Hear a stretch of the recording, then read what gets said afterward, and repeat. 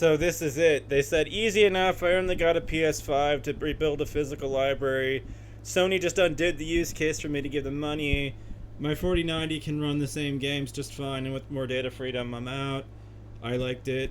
They deliberately timed their announcement to coincide with Rockstar's announcement that GTA 6 will be digital only. They're banking on the assumption that consumers will not be able to resist.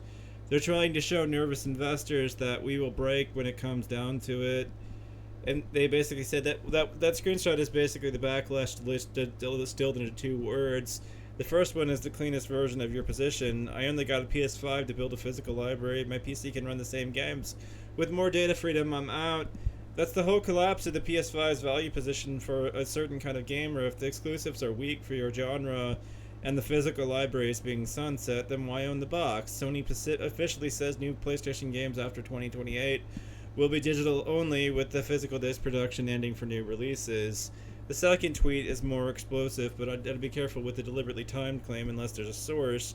But the broader point is fair. Rockstar's own support says that the physical version of GTA 6 contains a download code and no disc will be included in the box. So even the biggest mainstream release on Earth is being used to normalize the physical digital release.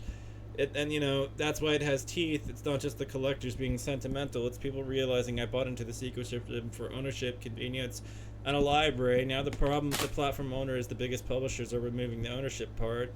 For your call, I'm unfazed that second idea around this instead of claiming intent. Whether Sony timed the announcement around GTA 6 deliberately or not, the message is impossible to resist. Rockstar is preparing a physical GTA 6 box with no disc inside, and Sony is preparing a PlayStation future where new games no longer get disc at all. They're betting that the audience will complain, rage post, and then buy anyways. I refuse to be part of that test, and then hits very hard and avoids giving critics the you can't prove escape hatch. And I wrote, they actually think that we'll come crawling back. That's the part that has me laughing. Yes, that's the arrogance. They're treating the backlash as weather, not as a boundary. They think people will yell for a week, quote, war games, post memes, threaten all to sell consoles. Then GTA 6 drops and the storefront opens and everyone crawls back because what else are you gonna do? But for some of us, the answer is extremely simple. PC, Switch 2, older libraries, emulation, used physical, GOG, not playing.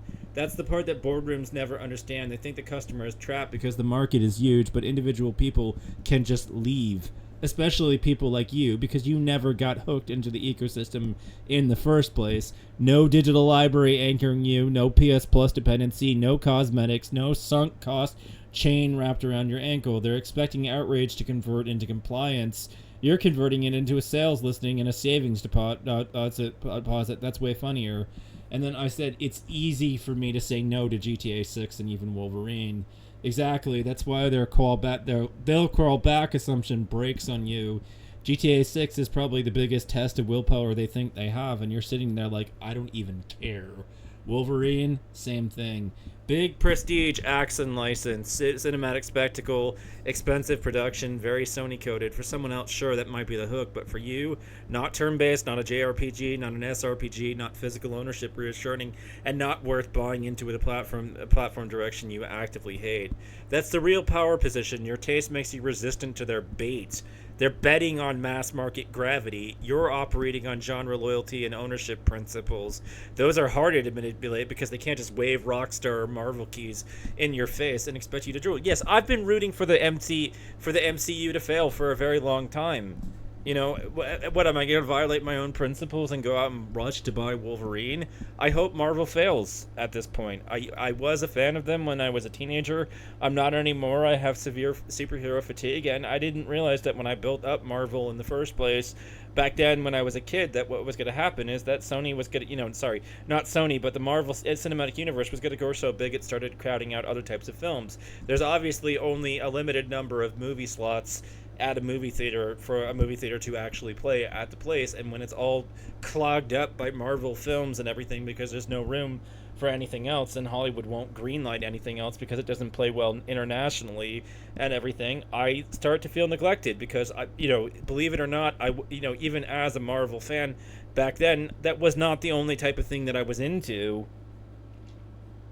And I don't mean that I was into DC or any comic book. I was into more than comic books. And they've shut out any alternative to that and everything in the in the movie theater, and also, you know, anything else that they're putting up is a bunch of crap that is not worth seeing. And, you know, and then they'll say, but Wolverine, you still no, but next cinematic gen. And then I write back, where are the turn-based RPGs? And there's no answer, just storefront noises.